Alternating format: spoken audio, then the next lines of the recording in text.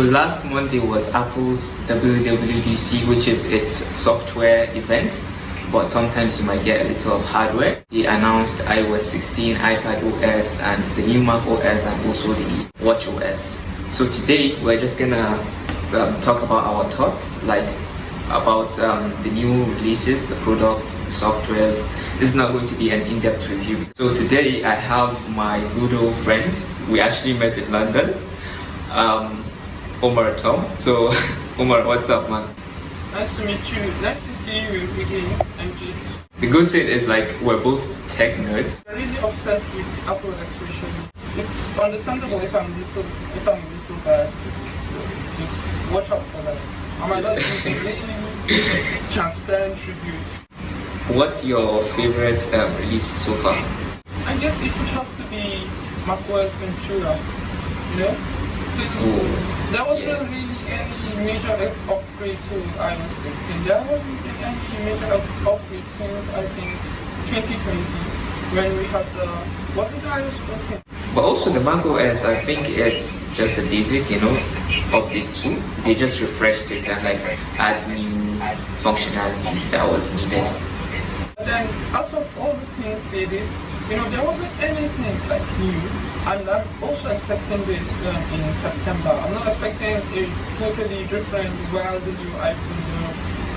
I'm just expecting something. Definitely, because it has reached its peak. If I had to choose a favorite, out of all the sameness, it would be the macOS Ventura. Mine was actually the iPad OS because for the very first time, they actually acknowledged and announced that, okay, from now on, for the iPad to become a more productive device, it has to start adapting Mac functionalities, which they did in the new Files app.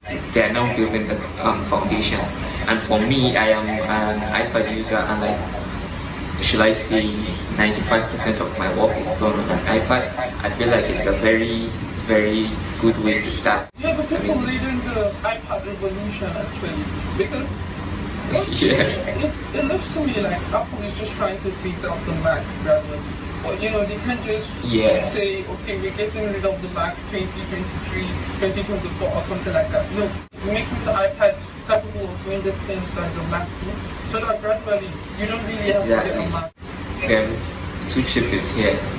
Yeah, the M2. They released the M1 2020 and now already the M2 is here, and it's beating the M1. Like, Apple is just on a whole new level when it comes to chips. Yeah, actually, that's what I think they've been preparing for this all this while. They obviously did that as well. I'm not sure Intel is aware either, which is like the major heartbreak for them. But then the M2 is really, it's like this chip is built in-house, so they know all their tech. They know every hardware component. They know basically everything you need to know about the iPhone or the Mac or the iPad. So they are actually at the best position to make these chips and then make it work across all their devices, which is just lovely. It's going to make this continuity and everything even better because, basically they just the same chips across all these devices. This conference, most of the things they launched were, about collaborating, which I understand during the pandemic. Everyone was rushing to their computer to FaceTime their teacher. But after this pandemic, I haven't really used any of the services I used before. We haven't had a single online class this year. So that's saying something. They are making all these things. Are they really focusing on the right things? Now that we are we are basically out of the pandemic, are they really focusing on the right things? Or why are they still, going back to the pandemic, like the collab on FaceTime, and then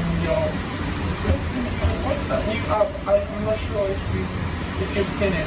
That new app that they announced was coming later in the year. They didn't announce the name, but the one that you can bring out and map out your idea. Yeah, I'm definitely not going to use that. I don't really see the point of doing that. Maybe. As a student, As a student, I see your point of view, but as a creative, I feel like the pandemic has taught the Apple staff some lessons, and they were like, okay, wow, we actually need this going forward, because even in US and a lot of countries, like they have hybrid working hours, so you could be in the office or work from home. And as a creator, probably when I'm working on a project with someone, and let's say I'm currently in Dubai now, and the person is in Nigeria, and we want to work on the project, we don't really have to be in the same place. I can be editing or working on the graphics, and the person is like, oh, okay, I want this, I want that, and I feel like it's amazing. I don't think this hybrid working is something that's going to last. I mean, it was necessary during the pandemic, and we had a lot of services. Zoom was there, Teams, and then all those other things. But I'm not sure we really need to start building more apps for it right now. Yeah. 2 trillion. But you know, in a way, also, I think like Apple is a bit behind with its softwares. Like all this, I feel like it was meant to be launched last year, but like they were not able to make it on time, so they push it to this year. You know, that's something about Apple too. They wait to perfect their services first. They don't just start into anything new, and then they don't just launch. They polish their products with its bugs or something. They want to just make sure it's perfect. Can you say the most the most useful feature is the text in picture and then the text in video now? That thing is a lifesaver, bro. Like it was already with text to pictures. I used it like crazy. My favorite, it was my favorite iOS 15 update. And now on videos, I don't have to take screenshot of that video to copy paste. They made my life easier. You know, when you want to steal a code, maybe you're watching a tutorial and you would like to steal the code there. You just have to start screenshotting and then bring forward screenshots, paste, and then copy. But now you can just do it. Now you don't have to do that, which is like lovely. I mean, have you seen how she grabbed the dog out of the photo and then just pasted it in her message? Yeah, that was brilliant.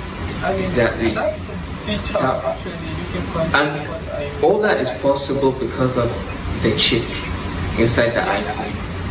It's now that we're enjoying the potentials.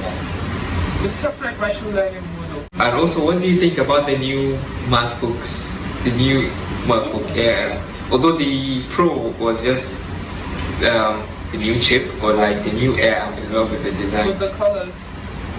I know. Yeah, I like the midnight. It was due for new colors. We've been getting the same boring old colors for the last couple of years. I mean, now that we have these options, and it's good that they started with the Air, because most people who buy the Air aren't really professionals. Some of them buy it because it's beautiful, which is understandable. We all like to hold this. Although now I think professionals can start with the Air because how the M1 and the M2 are powerful. And then now they're just giving us this option to load Apple Pay data.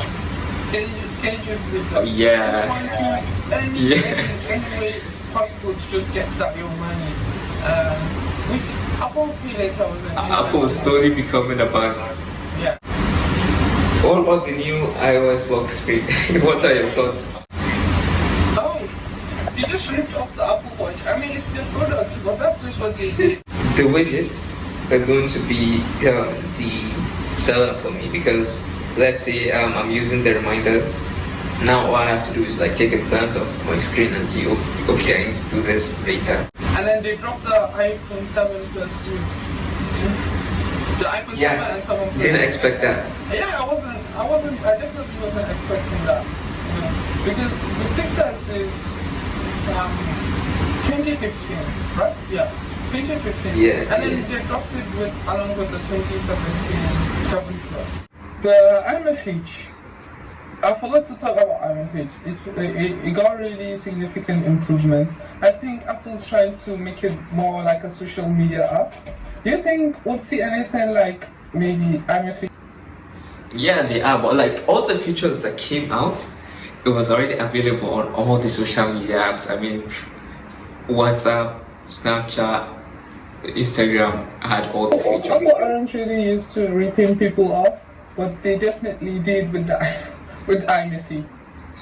Yeah, but the first feature that I think is amazing and like beautiful is like when you have a typo, you can re-edit that message before the person reads it. Yeah, I mean you can do that on what is it? You can do that on YouTube, for example.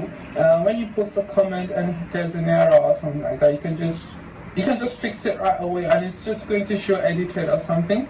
You can also do that on a lot of other different platforms.